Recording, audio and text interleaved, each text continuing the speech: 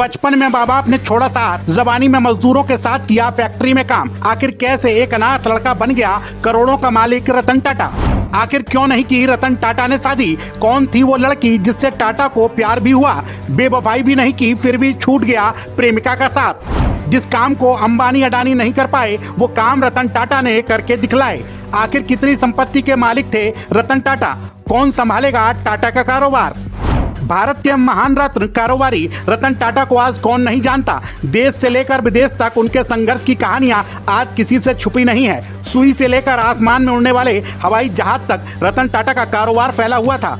रसोई में इस्तेमाल होने वाला नमक हो, पीने वाला पानी हो, चाय हो या फिर कॉफी, घड़ी हो या फिर ज्वेलरी या फिर लग्जरी गाड़ी हो या आसमान में उड़ने वाला जहाज हो, लगभग सभी क्षेत्रों में रतन टाटा का कारोबार फैला हुआ था। टाटा को यह नाम और पहचान ऐसे ही नहीं मिली, इसके पीछे छुपी थी एक संघर्ष भरी कहानी।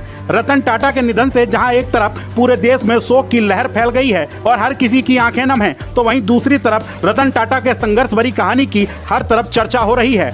रतन टाटा के पिता का नाम नवल टाटा और उनकी मां का नाम सुनी टाटा था। जब रतन टाटा 4 साल के थे तब उनके माता पिता में अनबन होने के कारण उनका तलाक हो गया और वह अलग हो गए। इसके बाद रतन टाटा बिल्कुल अकेले पड़ गए थे। उन्हें माँ बाप का प्यार भी नसीब नहीं हुआ। माँ बाप से बिछड़ने के बाद रतन टाटा की दादी ने उन्हें औपचारिक रूप से उन्हें गोद ले लिया और उनका लालन पोषण करने लगी। पढ़ाई लिखाई खत्म होने के बाद रतन टाटा ने कभी पीछे मुड़कर नहीं देखा और लगातार सफलता के लिए प्रतिदिन नए कदम आगे बढ़ते गए। लेकिन यह सफलता उन्हें यूं ही नहीं मिली। इतना नाम शोहरत कमाने में रतन टाटा को काफी संघर्ष करना पड़ा। उस संघर्ष का नतीजा यह था कि आज तक रतन टाटा को एक सफल बिजनेसमैन के रूप में देखा जाता रहा और एक दिलदार आदमी के रूप में देखा जाता रहा, एक बड़ा दानवीर और एक कोहिनूर के रूप में जाना जाता रहा।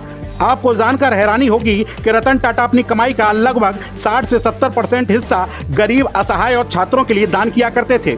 रतन टाटा के लिए कहा जाता है कि पैसा कमाना एक बिजनेसमैन के लिए तो आम बात है, लेकिन अपनी कमाई का हिस्सा दान कर देना बहुत ही खास बात है। मीडिया रिपोर्ट्स के मुताबिक एक बार की बात है, अच्छी खासी हैसियत और रुतबा होने के बावजूद भी रतन टाटा ने विदेश से आने के बाद जमशेदपुर के स्टील फैक्ट्री में कई साल तक काम किया था। कहा जाता है इस दौरान वहां पर उन्होंने मजदूरों के साथ मिलकर चूना पत्थर को भट्टियों में डालने जैसा भी काम किया था। अब बात करते हैं रतन टाटा के प्यार और शादी के बारे में। जैसा कि हम जानते हैं रतन टाटा ने शादी नहीं की थी। इसके पीछे एक बहुत बड़ी वजह थी। कहा जाता है कि रतन टाटा को एक समय एक अमेरिका की रहने वाली लड़की से प्यार हो गया था, लेकिन दुर्भाग्य की बात यह है कि उनकी ये प्रेम कहानी शादी में तब्दील नहीं हो पाई। अचानक से दादी की तबीयत खराब होने पर रतन टाटा को फौरन ही अमेरिका से भारत देश लौटना पड़ा।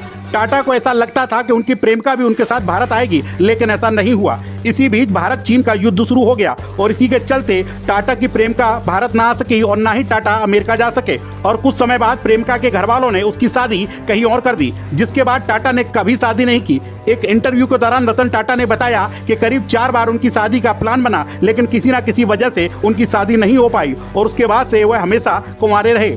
अगर बात रतन टाटा की संपत्ति की जाए तो हम आपको बता दें रतन टाटा लगभग 3800 करोड़ रुपए की कुल संपत्ति छोड़ कर गए हैं। लेकिन अब लोगों के मन में यह सवाल खलबली मचा रहा है कि अब इस संपत्ति का मालिक कौन होगा। तो हम आपको बता दें अभी इस बात को लेकर अटकलें चल रही हैं, लेकिन रतन टाटा के उत्तराधिकारी के रूप में सबसे टॉप पर उनके सौतेले भाई नोएल टाटा का नाम सबसे आगे है, लेकिन अभी इस बात की आधिकारिक पुष्टि नहीं हुई है। अब आप रतन टाटा की संघर्ष भरी कहानी के बारे में क्या सोचते हैं? साथ ही आप रतन टाटा को सच्ची श्रद्धांजलि देना चाहते हैं तो कमेंट बॉक्स में कमेंट जरूर करें। TV30 इंडिया डिजिटल डेस्क, जय हिंद।